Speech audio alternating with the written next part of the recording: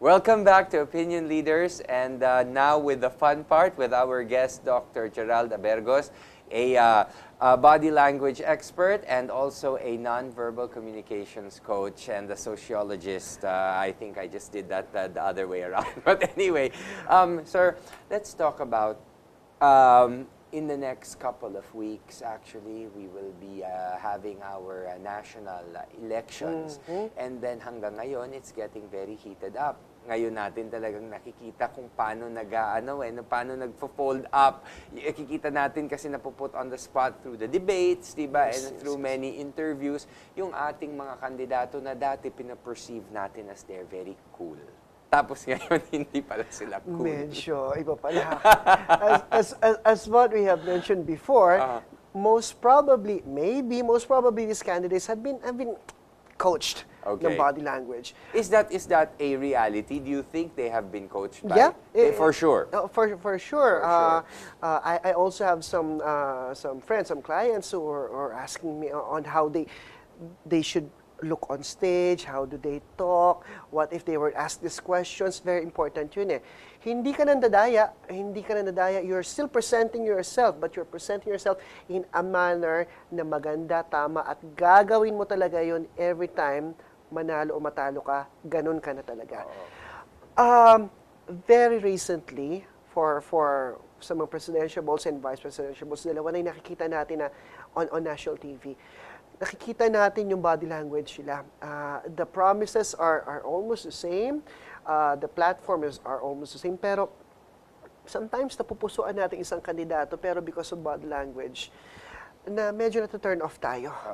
I would also like everybody to take note nung sa national debates ng presidential balls. The second one, hosted by a station, we understood what happened, technical drama and everything. However, they were put in a situation na good for us, but somehow I would say bad for them. Not so good for them. They were put in a situation na nakita natin talaga yung body language nila. I guess nagpapanik sila. I guess there's may nagpapanik, may hindi, may jolly, may naiinip na. So nakita natin yung ano sila sa that was supposed to be off kumbaga off air supposed to be yun, pero para maintindihan ng lahat, most probably natanong din naman sila, would you like us to present what happened before? Nakita natin kung sino sila in their not so on air mode. So nakita natin kung gaano ka-gentleman ang isa doon, nakita natin kung gaano ka-caring ang isa, nakita natin kung paano mag-settle ng dispute, nakita natin ang paggamit ng kamay at pagbang ng table, ang pagduro, ang pagganyan, nang hindi nila, nalimutan nila na you are while you're making kwento that, nakikita ko yung mga mukha nung mga pinag-uusapan natin. Yes. See? Ibig sabihin, ang body language, naaalala natin eh. Madali nating maalala. Sometimes, ang words nalilimutan natin, pero the way na nakita natin sila, yung actions sila, we may forget the words, pero naalala natin kung paano sila umasta, na paano tapos na nag-exit, paano ang ginawa nila.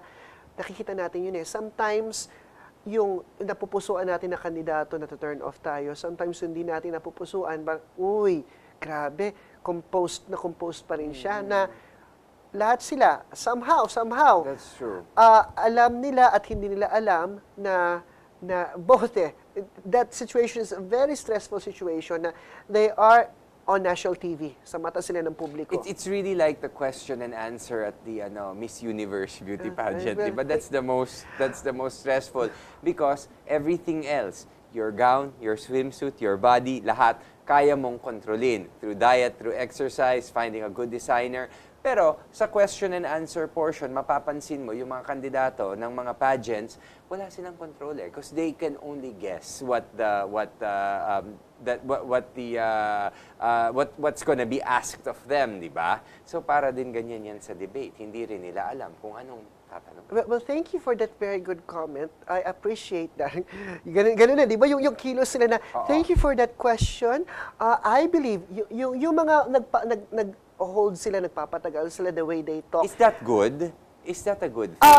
Well, that's verbal, pero kung titignan natin ang kabuuan, it's a manner of delaying kasi because but you're at trying least to you can think. But that You're is a trying to good think, thing then. You're That trying is a to good think. thing. Kaysa naman you answer right away. Doon natin nakikita on somehow their intellect or yung wittiness nila doon natin Yes. nakita. Pero I would like you to notice yung when their shoulders are, syempre, talagang stand upright kang maayos, maganda, you look good. Pero pag tinanong sila ng something na hindi na alam, how their shoulders drop down, and how their head moves and everything. So, and they're falling apart. Yes. Physically, the body language is falling apart, meaning to say, oh no, hindi ko alam ito. Hindi So, you need a moment before makaisip, tapos they pull themselves up together again. Yes. Or sometimes, kahit pa medyo palpak ang sagot mo, but the way you stood up, the way you smiled, the way you held your mouth ng gano'n, na cute ng konti na ganyan. Malaking factor yun. Napakalaking So that factor could be yun. a make or break. Kasi Sure. yun ang nalilimutan natin nalilimutan talaga natin in communication. Ano yun 93% ang body language and nonverbal communication. 7% lang ang words. Really?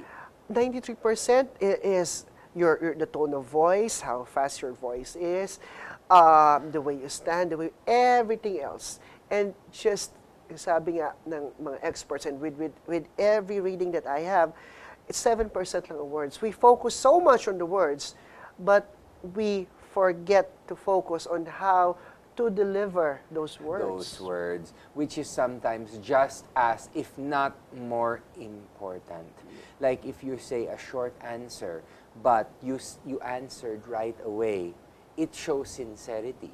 Whereas if you take a little while and meron kang and then you're buying for time, it Yes. could mean na para bang, how can this person be sincere? Yes. Nag-isip pa siya kung ano yung isasagot niya. Dapat nandyan na yan at the tip of their tongue. Well, Kung talagang.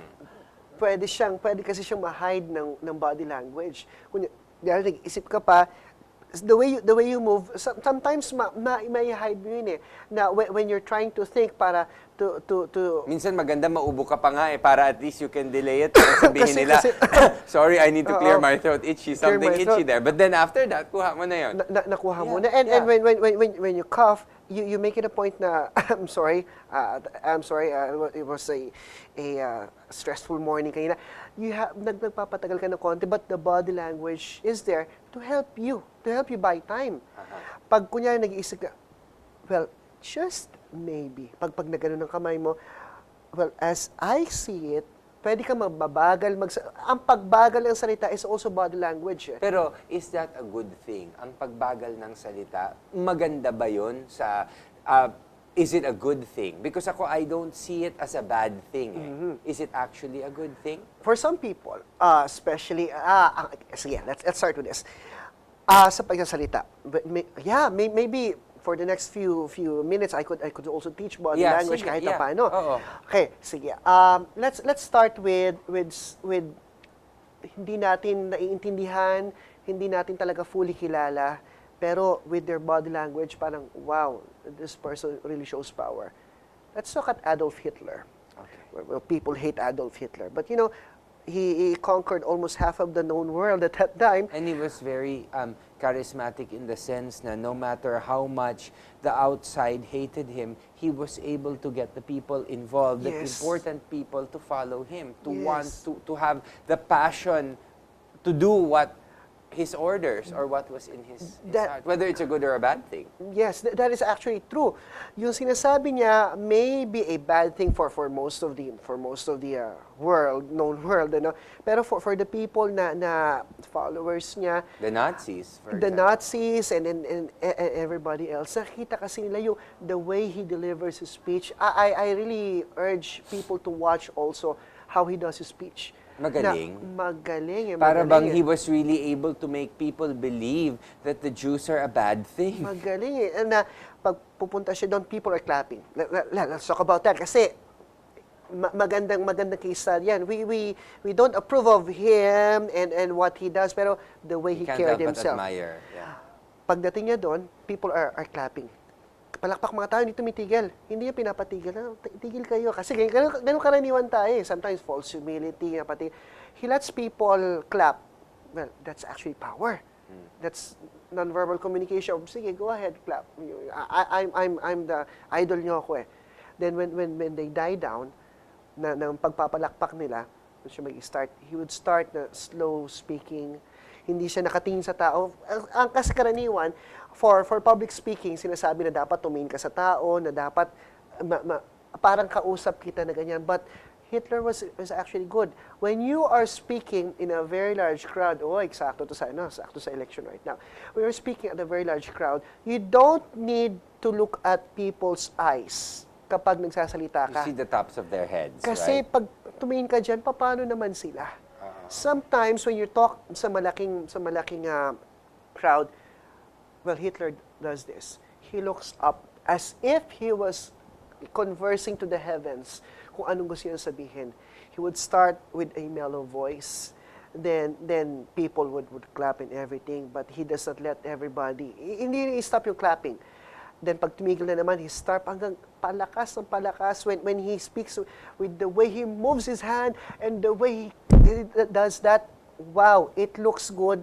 Kasi let us always remember na that's a stage, maraming tao, dapat pag malaki, mas animated ang kilos mo. Sir, ang nangyayari dyan, it also becomes a production number, so to speak. May konting production number, may konting, kung baga sa stage, kailangan meron kang stage presence, kailangan meron kang konting choreography within the stage.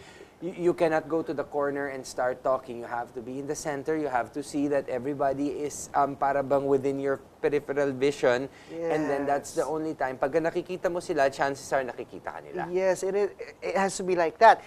But sometimes kahit hindi mo sila nakikita because of the lights and everything, pag alam mo na ang crowd no malaki, your actions should be more animated.